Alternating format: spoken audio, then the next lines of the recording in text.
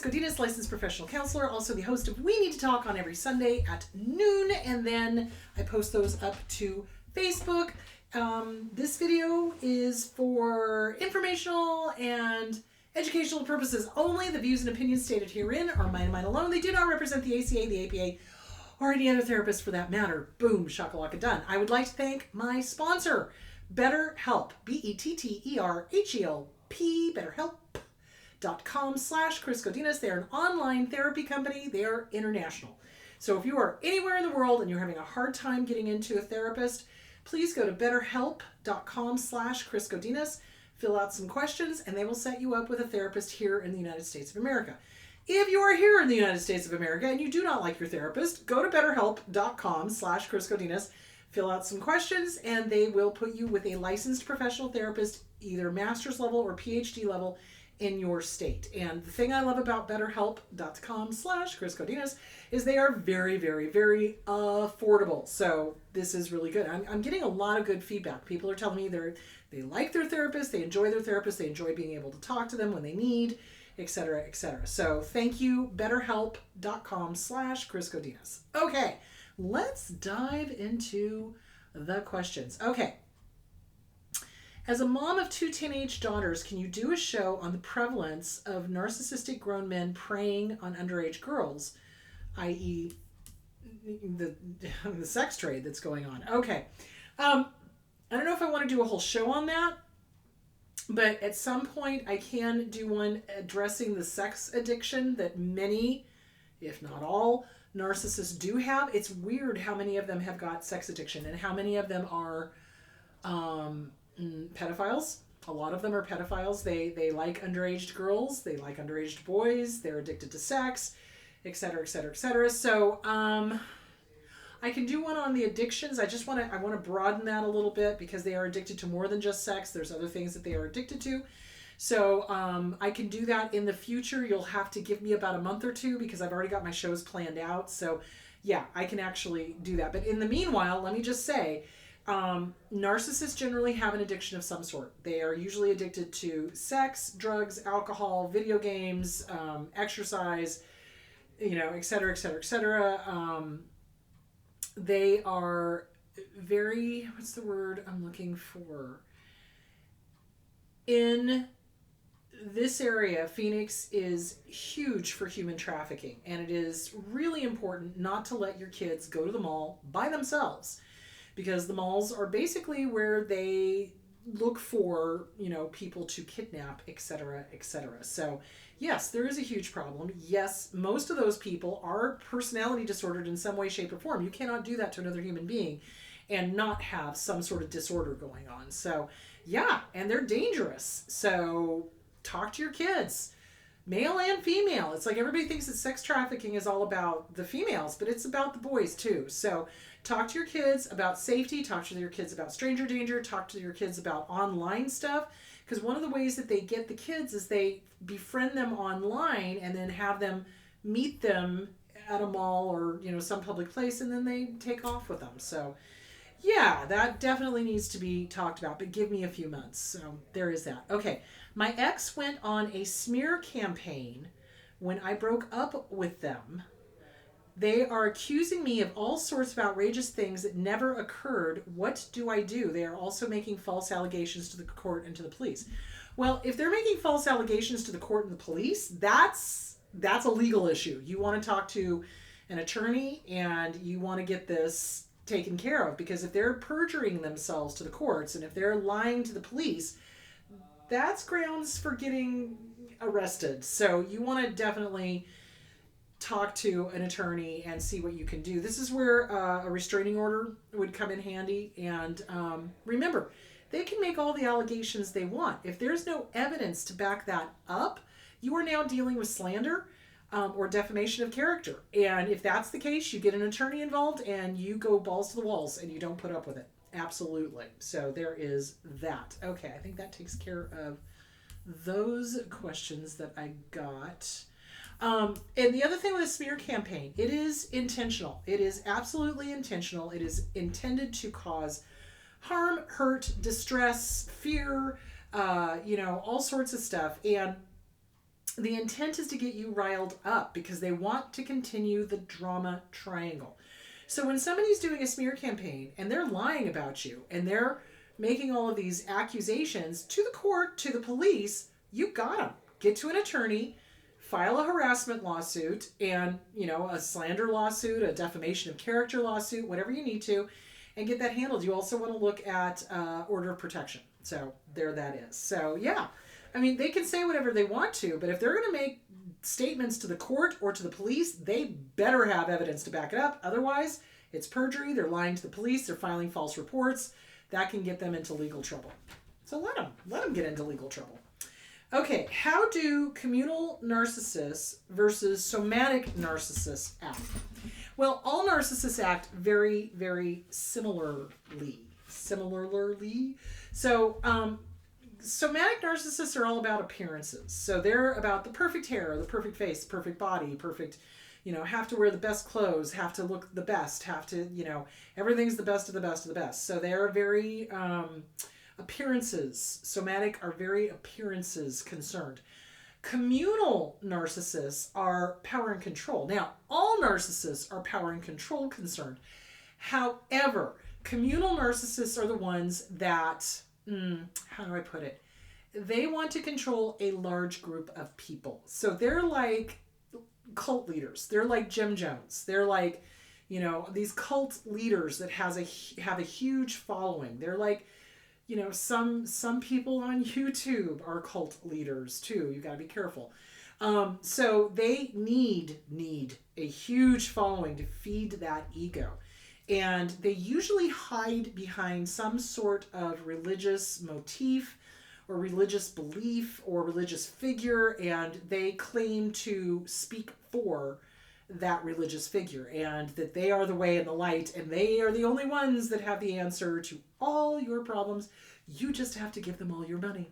So yeah, that's a communal narcissist. A communal narcissist is going to be trying to control a large number of people, hiding behind some sort of religious motif or belief or figure or whatever. They will claim that they are speaking for that figure and that your way to salvation is through them and you have to give them all your money. So, or your earthly possessions. So that's kind of the difference. Somatic is more concerned with how they look.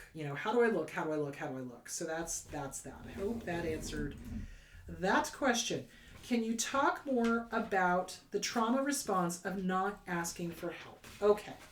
So not asking for help is a trauma response. We learn very quickly when we are raised by narcissists that asking for help is going to get us absolutely nowhere because there is no help coming.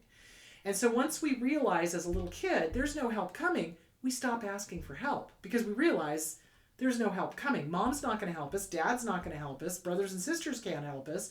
Family members are flying monkeys. They're not going to help us. The school system won't help us. It's really heartbreaking when you see how many times targets of abuse have asked for help and what happens. They get ignored. Oh, no, you're misinterpreting. Oh, no, that's not right. Oh, no. And they never get the help that they need, even though they've been saying, hey, mom or dad is doing this, that, and the other thing.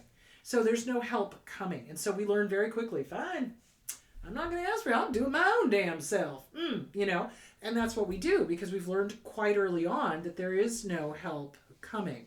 So it's really important to work with a good trauma therapist.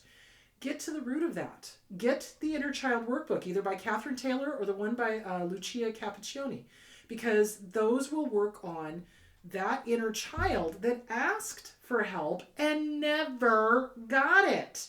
And you got to work through that. It's okay to ask for help. It is. It's okay. Now, are people always going to help? No. But it's okay to ask. And yet there's this inner child inside of us going, well, if we ask, nobody's going to do anything. Who cares? Nobody's going to help. Why bother? So you got to work on that. So when you do the mirror work, hi, good to see you. Have a great day.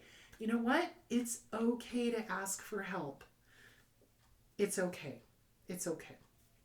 So you want to work on that. And it is a trauma response because we've learned that nobody's going to believe us. Nobody's going to help us. No help is forthcoming. Mom and dad are too wrapped up in their own stuff to help. One may be the abuser, the other one may be being abused, you know. The siblings are struggling with their own stuff. They don't know how to help. The family members may be flying monkeys. They don't know how to help. You know, you go to a teacher. I'm busy, kid. I don't want to fill out the paperwork. Don't bother me. Don't tell me this stuff. Great, thanks. You know, so we learn very quickly that there's no help coming, and that's why we stop asking. So, but it's important to ask for help, because when we get into a healthy relationship, that's the beauty of a healthy relationship, is that you are there to support each other and to help each other and to encourage each other to grow. And when relationships start breaking down is when one feels like they can never ask for help and tries to do everything on their own. The other one feels like, why aren't you asking me for help? Do you not trust me? And it is a trust issue, but it's not because of the persons per se. It's because of the past. So really important. Get into a good trauma therapist. Work on the trauma responses. All of them, but particularly the not asking for help. So there that is. Why do abusers go for people who are codependent? Well, okay. Abusers need supply. The rest of us need, oxygen. When somebody is codependent, that is one of the other one they go for are empaths. But codependency in particular, that person who is codependent depends on another person approving of them, on another person liking them. So it looks like this. So here's the narcissist and here's the codependent. And they're going, like me, like me, like me, like me, please like me, please like me, please approve of me, please approve of me. And this person has all the power to say, not so much. You know, you're this, that, and the other thing. And that just destroys the codependent. And these jackasses just suck it up. They love it. They love destroying another person. And so when they can make a codependent crumble, it makes them feel powerful because they're jerks. And they like hurting people.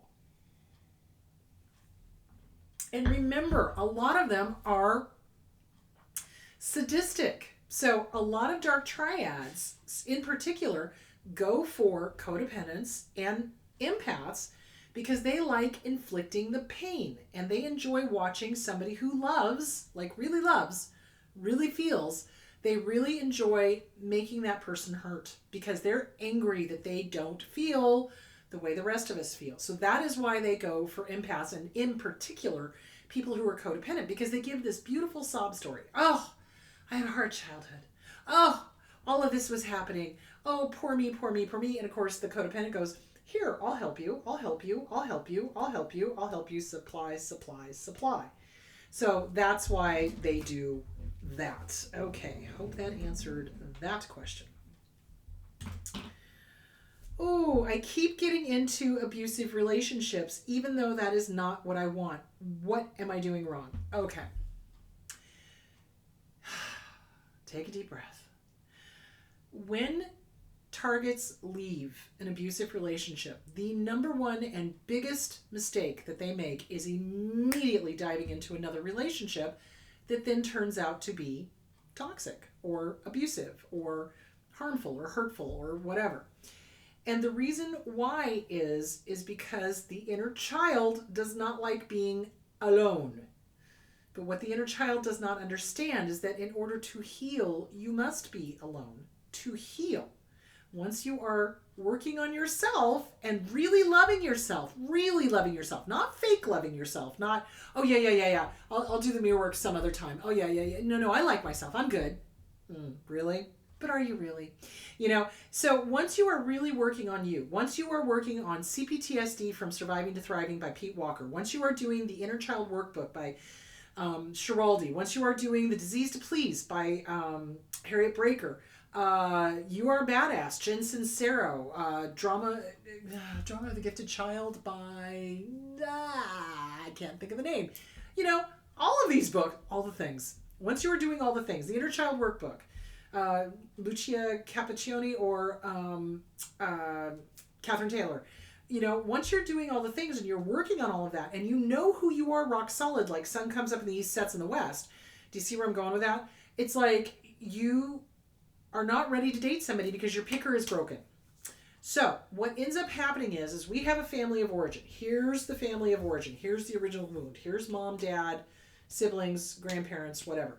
Here's the abuse, okay?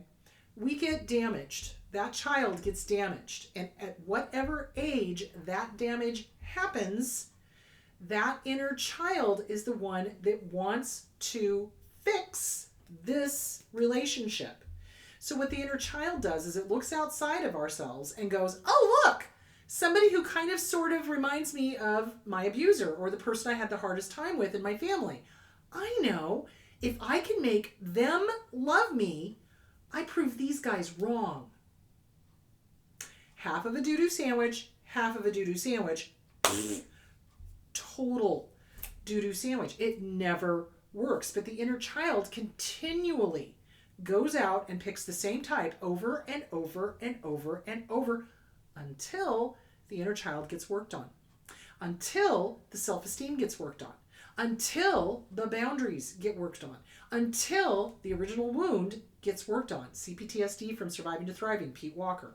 So until those are worked on, you are going to continue to pick abusers over and over and over and over. And it's the inner child in a maladaptive effort to fix the family of origin and all the things that happened to them when they were little. So I know you don't want to get into abusive relationships. So the best advice I can give you is get in with a trauma therapist if you can afford it. If you cannot, get the books I recommend. CPTSD from Surviving to Thriving, Pete Walker, The Disease to Please, Harriet Breaker, Inner Child Workbook, Lucia Cappuccioni or Catherine Taylor, Schiraldi, The Self-Esteem Workbook by Schiraldi. Any and all of these books, get them, start working them, start recognizing your worth. Now, the thing that people do all the time that drives me crazy go nuts is that they get the Inner Child Workbook and they start skipping around because it's too painful. So they say, they're like, oh, it's too painful. I don't want to think about this. I don't want to deal with what I'm eating or how I'm sleeping. And I'm like, well, you have to, because it's all about self-esteem. That's part of self-esteem. So don't skip around. Go from beginning to end. Go from beginning to end. And there's one part in there that is specifically about self-worth. What is your worth? Really, what is your worth? You have worth. You have value. And we don't always realize that coming out of an abusive family situation or an abusive romantic relationship, because our abusers are constantly telling us we're worthless. And that's simply not true. So it's really important to work on self-esteem. It's really important to go to the trauma therapist. And it's really important to work on the family of origin. Yes, you are going to have to deal with the abuse you went through as a kid. One way or the other. Either you deal with it consciously and you go to a trauma therapist and you start working on your family of origin, or you're going to be dealing with it unconsciously when you are allowing that inner child to continue to pick who you're romantically dating. So you might as well deal with it consciously, because the fear is what the little kid does is goes, I don't want to remember. I don't want to have to go back through it. I don't want to. But then what does the kid do? It goes out and it finds somebody subconsciously who reminds them of their abuser, and then they end up going through it all over again anyway. So better to take the reins and let the adult deal with the abuse that the kid went through and get it handled so that you don't have to subconsciously keep looking for somebody who reminds you of the person, the parent that you had the most difficult relationship with. So, hope that answered that question. How are we doing on time? I've got about 6 minutes. Okay. What is the boundary of being helpful but not codependent? So, I've said this before, and I think I said this a couple of weeks ago.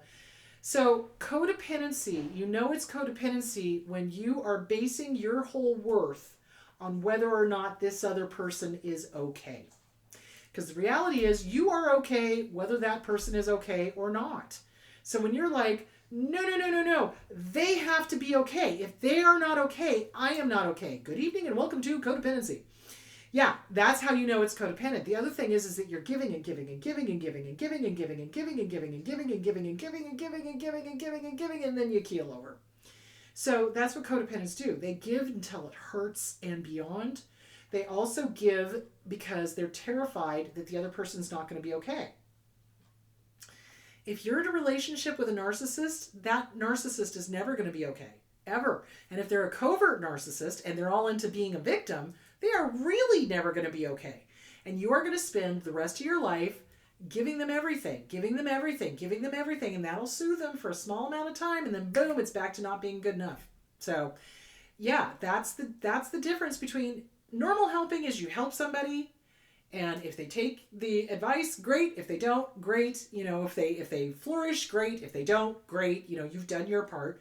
So there's detachment in that. You're not attached to the outcome. That's normal giving, okay?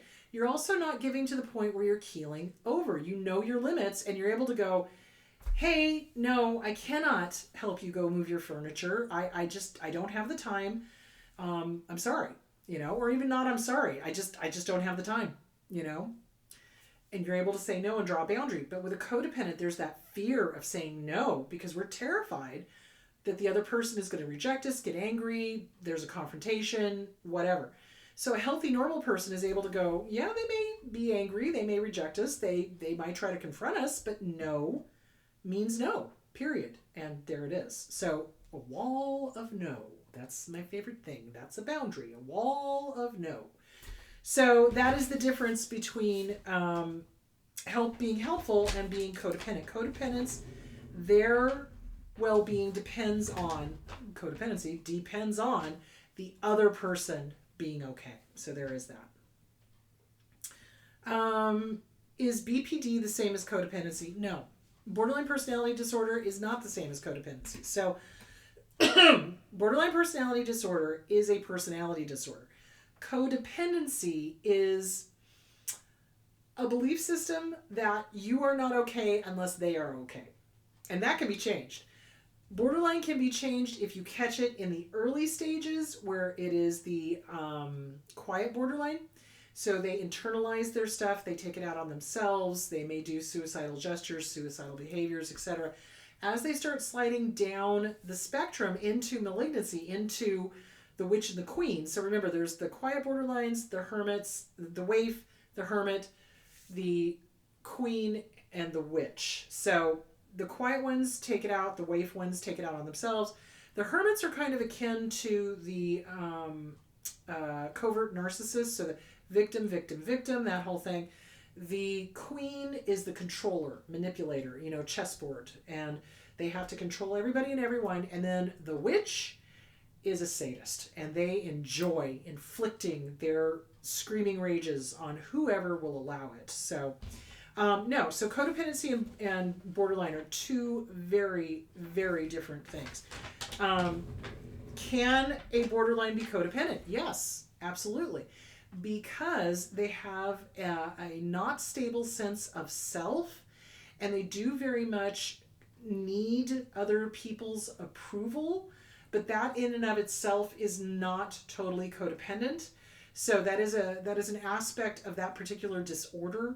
So what I would suggest you do is go to the Mayo Clinic, look up codependency, go to the Mayo Clinic, look up borderline personality disorder, and read through them, and you'll understand what the differences are. So there's that. Okay. How do I soothe myself after I've been triggered? Oh, Lord, that is a hard one. So when we get triggered, usually we go into a panic attack. Not always, but usually. So really, the best way to soothe yourself when you are in the middle of being triggered, something's happened, or you realize that you're getting triggered, like, for example, I'll watch TV sometimes and something will happen and I'll just be like, okay, that's enough, click. And I'll have to get up and walk away or, go do whatever because I'm getting too triggered. So the way to soothe yourself is to just talk yourself through it. It's like, okay, I'm getting triggered. It's okay. I'm going to breathe. I'm all right. I'm safe. It's okay. I'm getting triggered and it's okay. What was the trigger? Oh, that was the trigger. Okay. That reminded me of this. All right. And so you just talk yourself through it. You may need to do it out loud. You may need to do it in your head. You might need to remove yourself from whatever is triggering you. So, for example, Susanna and I were talking about that this weekend. It's like, if somebody is raising their voice, if somebody is being violent or malicious or name calling or anything like that, both of us are just like, yeah, no, and let's leave, that kind of thing. So you may need to remove yourself, and you just got to honor yourself. There is no shame in getting triggered, because there's a reason we have triggers. It's because we were abused. So really, it's just recognizing that you are being triggered, breathing. If you can let somebody around you know that you are triggered, that's usually a good thing, especially if they're an ally or a support. And then remove yourself from whatever is triggering you, or turn off the TV, or change the station, or, whatever. So there is that. So really, it's a lot of breathing, acknowledging, breathing and acknowledging. I think the biggest thing is that, when we were growing up and bad things were happening, our other parent would deny it, or the flying monkeys would make excuses for it, or whatever. So I think it's really just acknowledging. It's like, yep, I'm being triggered. Yep, this is a trigger.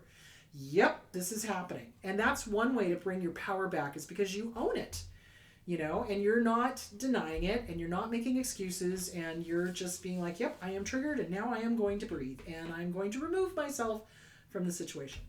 All right, kids, that's all the time I have for today. On Sunday, I will be talking about an eye for an eye. Not a good idea. So we're going to be talking about why it's important to burn those letters, why it's important not to confront your abuser with what you've learned, either from me or Kim Saeed or Susanna Quintana or Shahida Arabi or, any of us. So we're going to talk about all of that. So an eye for an eye, not a good idea. All right, my loves, you guys go be good, and I will see you on Sunday. Bye.